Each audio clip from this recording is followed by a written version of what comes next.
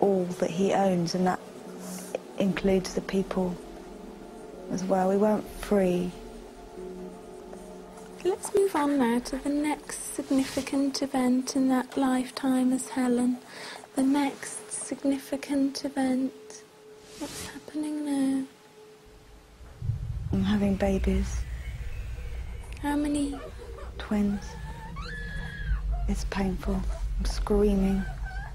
And is there anyone there helping you? There's a woman there. She's kind of older. She's dirty. Do you know this woman? Yeah, she brings the babies into the world in the village.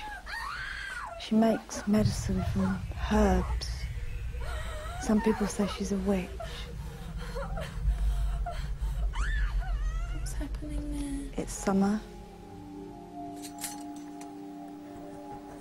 There's keys around my waist. These keys, are they for anything? We lock the food away. There's apples, rows and rows of apples. And where are the apples from? They're in storage. They're from the orchard, from this wood. Go to the last day of that lifetime as Helen.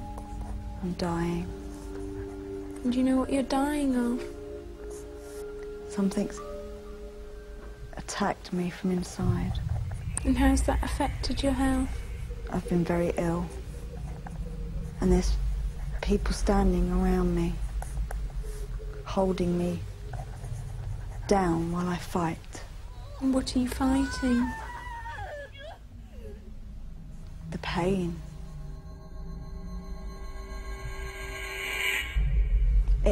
I feel quite fulfilled, but still very frustrated because we weren't really free.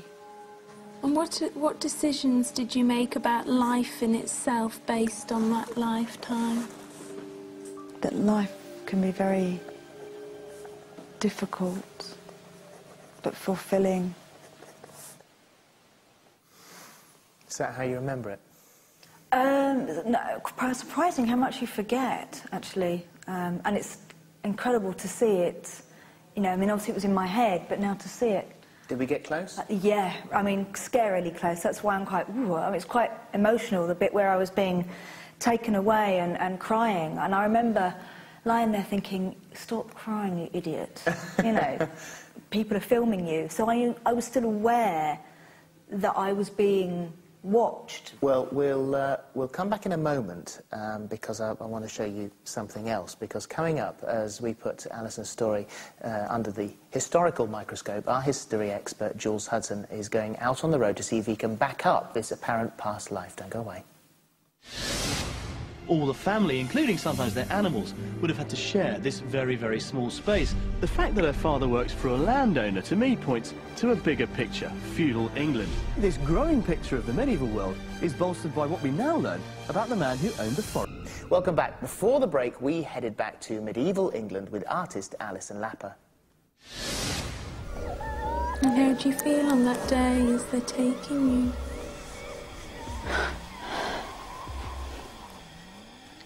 Really sad. I'm scared. OK, so far, Alison has been reminded of what happened when she was regressed, but is there any truth behind her medieval tale? It's now time to catch up with historian Jules Hudson as he uncovers the truth behind the story. Here you go.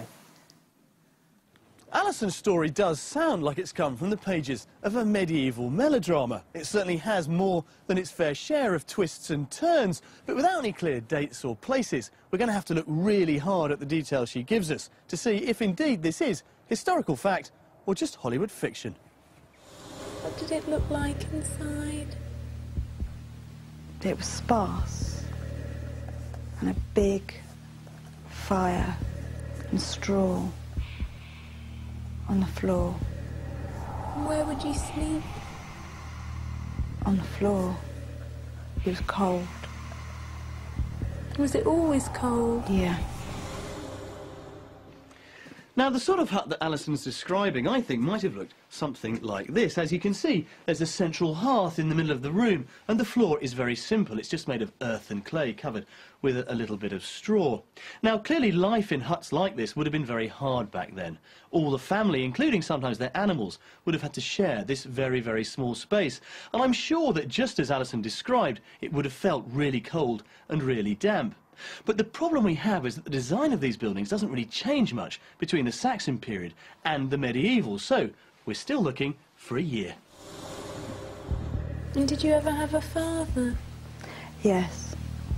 He works on the land, but he doesn't own it. Maybe there's a landlord or a landowner. It's an interesting picture of life, this, but the fact that her father works for a landowner, to me, points to a bigger picture, feudal England. Now, in early medieval society, most of the population was made up of serfs and peasants, and the land they lived on and worked was owned by a local lord, in return for which they gave him loyalty, service and taxes. But it was a hard life. They often struggled to provide enough for themselves, let alone anything else. So we might speculate that Alison's departure is due to the fact that her father simply couldn't pay his way. My mother's screaming at the door. We arrive at this, it's like a castle, big walls, stone. And have you been fed and looked after? Or... Yeah, I had to work, fetching, carrying, in the kitchen. Alison's description of the castle is fairly typical, but the key thing in searching for a date is that she says it was made of stone. Now, we don't see stone castles in Britain until after the Norman conquest of 1066, led, of course, by William the Conqueror. But I was also surprised by the fact she said she worked in the kitchen. Kitchen work at the time was considered hard labour, something more for a man than a woman. But the good news is she isn't there for long and soon ends up back in the village. There's a man. We're not married. Does he live with you? Yeah. Now, this kind of casual live-in relationship might seem unusual in a country that placed Christianity and its values very much at the heart of society. But you didn't even need a priest to bless a marriage until the year 1215, and there was an alternative to the whole thing, and it was called concubinage. Essentially, a man from a higher social status could take on a woman without conferring rights over his wealth or his property.